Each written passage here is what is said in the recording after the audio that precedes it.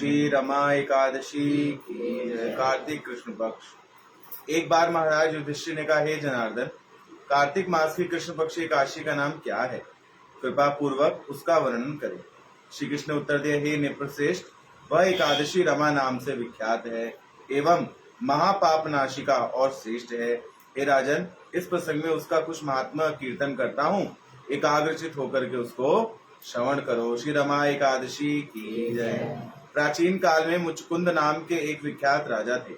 देवेंद्र, यम, वरुण और कुबेर के साथ उनकी मित्रता थी और विभीषण के साथ अत्यंत सद्भाव था। वह विष्णु भक्त और सत्य प्रतिज्ञ थे। इस प्रकार से वह निष्कंटक राज्य शासन कर रहे थे। चंद्रभागा नाम की उनकी एक कन्या थी।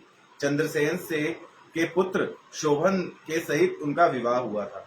एक बार जब दामाद ससुराल में उपस्थित हुए, देवकर्म से उस दिन श्री हरिवासर या सुपुण्यदाय एकादशी तिथि का आविर्भाव था। यानी उस दिन क्या थी?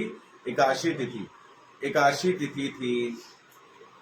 स्वामी का दर्शन कर पति परायण चंद्रभागा मन ही मन चिंतन करने लगी, हे देवेश, मेरे स्वामी अत्यंत दुर्बल, लेश मात्र भी भूख प्यास सहन करने में अक्षम है। किंतु पिताजी ने दशमी के दिन ही राज्य में नगाड़े बजवा दिए और घोषणा करा दी कि हरिवासर का आहार निषिद्ध है। मैं अब क्या करूं? राज्य में राजा की निषेधाज्ञा सुनकर राजा दामाद स्त्री से पूछने लगे, हे प्रिय, आज मुझे क्या करना चाहिए, वह कहो। उसके उत्तर में राज्य कन्या ने कहा, हे स्वामी, आज इस ग्रह में तथा राज्य में कोई आहार ग्रहण नहीं करेगा। मनुष्य की तो बात छोड़ो, पशु तथा पक्षी भी हरिवासर को तृण अन्न जल मात्र भी ग्रहण नहीं करेंगे। हे कांत, यदि तुम इससे मुक्ति पाने की इच्छा करते हो तो अपने घर लौट जाओ। यह आहार करने के लिए तुमको सबके निंदा के पात्र बनोगे एवं पिताजी भी क्रुद्ध होंगे। अब आप विशेष रूप से विचार पूर्वक अपना कर्तव्य निर्धारण करें। साध्वी स्त्री की यह बात सुनकर के पति ने अपना संकल्प व्यक्त किया कि हे प्रिय, तुमने ठीक ही कह रही हो, मैं घर नहीं जाऊंगा। यह कहकर एकादशी व्रत का पालन करूंगा। विधि निषिद्ध जो है उसका अवश्य ही पालन करूंगा।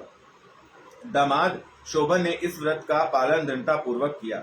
सारा दिन तो किसी प्रकार निकल गया, रात्रि आरंभ हो गई। वैष्णव के लिए वह रात्रि अवश्य ही आनंददायिनी है, किंतु शोभन के लिए वह असहनीय हो गई। वह रात्रि कालीन काल रात्रि बन गई। कारण शत पिपासा से वह उत्तरोत्तर दुर्बल होने लगा।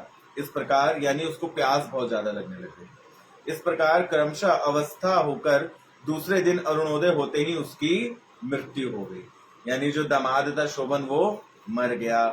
राजा मुचकुंद ने यह दशा देखकर इस सब घटना को भगवत इच्छा पर छोड़ दिया और धूमधाम से के साथ चंदन की काष्ठ पर चिता जला करके उसका अंत्येष्टि संस्कार भी कर दिया और चंद्रभागा अपने पति के घर लौट आई। कालक्रम से रमा व्रत के प्रभाव से शोभन मंदराचल पर्वत पर स्थित अनुपम सौंदर्य विशिष्ट एवं रमणीय देवनगर का स्वामी बन गया। यानी उसने एकादशी व्रत किया था, इसलिए अगले जन्म में उसको स्वर्ग का एक छोटा सा पार्ट है, वहां का उसको क्या बना दिया गया? राजा। मुचकुंदपुर के सोम शर्मा नाम का एक ब्राह्मण ने तीर्थ भ्रमण करते करते वहां पर पहुंच गया और वहां जाकर के उसने हेमंत में एक विराट पुरी में रत्न वैदुर्य मंडित यानी रत्नों से मंडित विचित्र स्फटिक से निर्मित सिंहासन पर किरीट कुंडल युक्त हार केयूर भूषण राज से शोभायमान है। वह श्वेत छत्र चामर द्वारा निराजित हो रहा है। गंधर्व और अप्सराएं नाना उपचारों से उसकी सेवा एवं वंदना कर रही हैं। ब्राह्मण उस शोभन को पहचानकर उसके निकट उपस्थित हुआ। शोभन ने भी उस ब्राह्मण का दर्शन कर आसन पर उठाकर उनकी चरण वंदना की और मुचकुंद ने अप्सराओं और पत्नियों की कुशल क्षेम पूछी। ब्राह्मण ने कभी सभी का शुभ समाचार बतलाकर स्मित होकर कहा, ऐसा विचित्र मनोरम कभी भी दर्शन नहीं किया मैंने। यह आपको किस तरह प्राप्त हुआ, वह विस्तार पूर्वक वर्णन करें। मुझे बहुत ही कौतूहल हो रहा है, यानी तुमको ये सब कुछ कैसे मिल गया। हे शोभन, हो रहा है। शोभन ने कहा, कार्तिक मास की कृष्ण पक्षीय रमा एकादशी सभी व्रतों में श्रेष्ठ है। उसका श्रद्धा से पालन करने पर मैंने उसका आश्चर्यजनक फल प्राप्त किया है। आप कृपा पूर्वक चंद्रभागा को समस्त वृतांत बताएं। सोम शर्मा ने मुचकुंदपुर में लौटकर चंद्रभागा को सब कुछ निवेदन कर दिया। यह सुनकर वह बोली, उनको देखने की विशेष इच्छा हो रही है। मुझे उनके पास पहुंचा देने के लिए एक अनुरोध कर रही हूँ। मैं व्रत पालन में पुण्य प्रभाव से इस प्रकार ध्रुवपुर स्थापन करूंगी।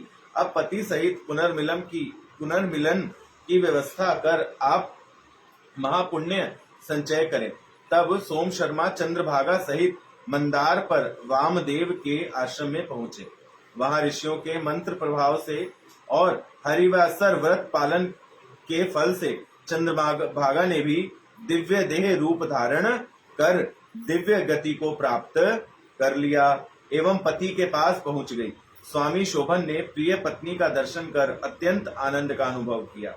बहुत दिनों के बाद स्वामी का संग प्राप्त कर चंद्रभागा ने अकपट आत्म पुण्य कथा कही। हे प्रिय, आज 8 वर्ष व्यतीत हो चुके हैं। मैं यावत काल पिता के घर में अवस्थान कर रही थी, तब यह रमा व्रत पालन करती आ रही हूँ। उसके पुण्य फल से सभी कार्य समृद्ध प्राप्त होकर महाप्रलय काल तक इस प्रकार स्थायी राज्य प्राप्त होगा, यह दृढ़ विश्वास था।